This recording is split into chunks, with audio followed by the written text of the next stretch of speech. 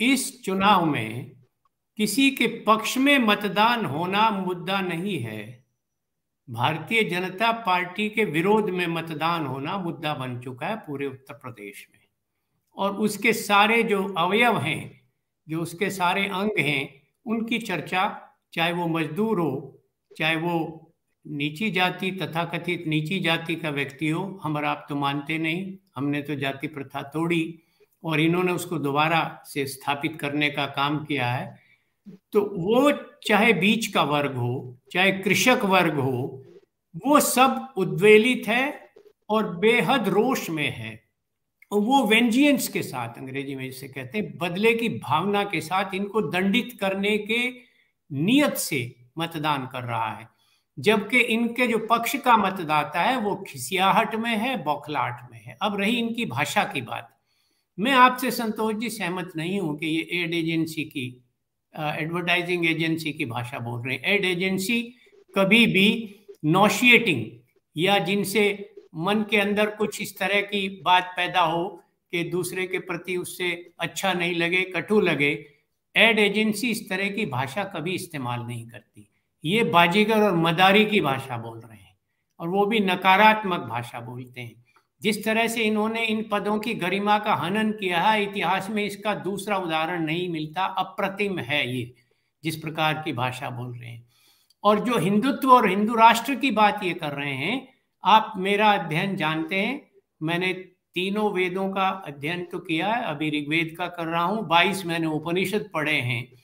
उन सब में जो वैश्वानर की कल्पना है, ग्लोबल सिटीजन की कल्पना है, दूसरे को अपने जैसा समझने की कल्पना है, एक ही आत्मा और चेतना सब में व्याप्त होने की बात है, उसके सर्वथा विपरीत ये बात कर रहे हैं। और एक मैं आपके सामने एक लिखित उदाहरण पेश करना चाहता हूं।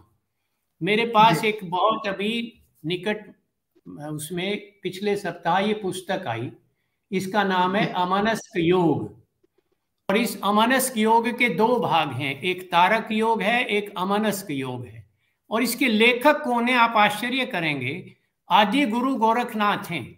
और जिस गोरखनाथ पीठ के अध्यक्ष आजकल आदित्यनाथ योगी जी हैं, उन्हीं के द्वारा प्रकाशित की गई पुस्तक है ये।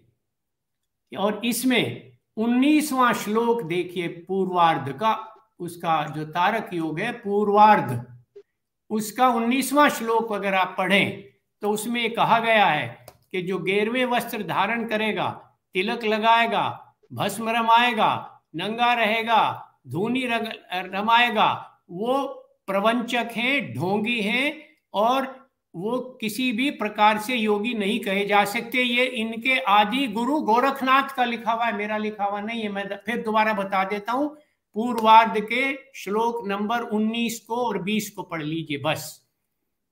अभी मैं खोलने का समय नहीं, आपका हो जाएगा, आप उसको पढ़िएगा, फिर इस पे चर्चा करेंगे। और हिंदुत्व की उस भावना के विरुद्ध ये बात कर रहे हैं। हिंदुत्व में तो जितने देवी देवता 33 करोड़ कहे जाते हैं, सबको छूट होती है। शैव मत वाले और शाक्त मत वाले, वैष्णव मत वाले, और कितने लोगों में आपस में उनमें भी संघर्ष होते रहे, शास्त्रार्थ होते रहे। आर्य समाज भी हिंदू धर्म का एक अंग माना जाता है। हम तो हालांकि हिंदू धर्म नाम भी लेना उचित नहीं समझते, क्योंकि नहीं तो इस शब्द का उपयोग करने की भी तमीज नहीं है। माफ कीजिए, मैं कड़वा शब्द यूज कर रहा हूं, क्योंकि सिंध शब्द को अरब की भाषा में और हमारे राजस्थान में जहां दंती सकार पहले आता है शब्द में, उसको है बोला जाता है। सिंध को हिंद, सप्ताह को हफ्ता, सिर को हीर, शेर को हेर, सूंड को हूंड, ऐसे अभी भी बोलते हैं राजस्थान में, जोधपुर में, बीकानेर में। तो जो सिंध नदी के इधर रहने वाले लोग थे, और उन अरब बद्दुओं से जो कई बार चालाकी और बेईमानियां किया करते थे, तो वो उनको चोर की संज्ञा हिंदू कहा करते थे। और जब वो कहते थे तू हिंदूस्त, तू तो चोर है, तो इन्होंने उस चोर शब्द को स्वीकार करके और सबके चस्पा कर दिया। किस इतिहास को जानते हैं समझ में नहीं आता। डॉक्टर राधाकृष्णन ने लिखा है, पूरे सभी जने जितने मैंने इतिहास पढ़े, सब ने एक स्वर में कहा है कि ये भौगोलिक नाम था इससे इधर रहने वालों का, और वो उसे अपशब्द के रूप में, अपमानजनक रूप में घृणा से प्रयोग किया करते थे। ये उसको अलंकार की भाषा में ले आए। तो इनकी तो बुद्धि भगवान जाने कहाँ है, कहाँ तो इनका धर्म है, कहाँ इनको आत्मा और परमात्मा और सबकी बात करना और फिर उसके अलंबरदार बनना। और दूसरी बात और बताऊं, जो मैं पहले भी कह चुका हूं संतोष जी, इस हमारे राष्ट्र समाज की सबसे बड़ी हानि दो कारणों से हुई है। एक तो जाति और संप्रदाय, धर्म नहीं कहता मैं, धर्म की तो परिभाषा और है, मैं संप्रदाय कहता हूं। उसकी विभाजनकारी प्रवृत्तियों के कारण 5-5, 10-10, 20-20 हजार लोग भाले और तलवार लेकर आए और इस तथाकथित महान राष्ट्र को रोनते चले गए।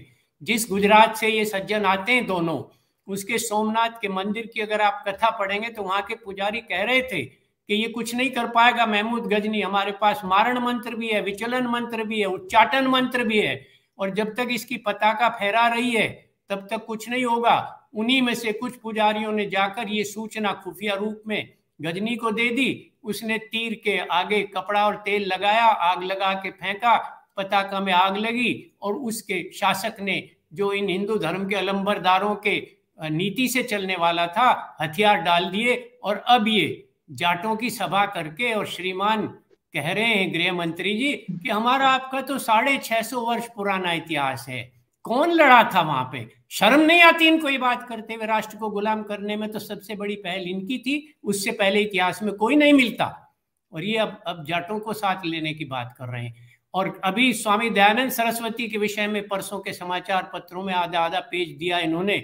उस स्वामी दयानंद सरस्वती ने, जिनको पाखंड खंडनी पताका लेकर चला, जिसने इस जाति प्रथा और इस सारे को समाप्त करने की बात कही, और जिसने, मेरे तो पिताजी खुद रहे हैं, उनके साथ तो दलित वर्ग के बहुत से शास्त्री लोग उनके साथ थे, मोतीराम शास्त्री हुआ करते थे और बहुत लोग थे।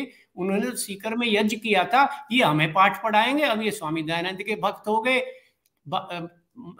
सुभाष चंद्र बोस की कहानी पढ़िए आप।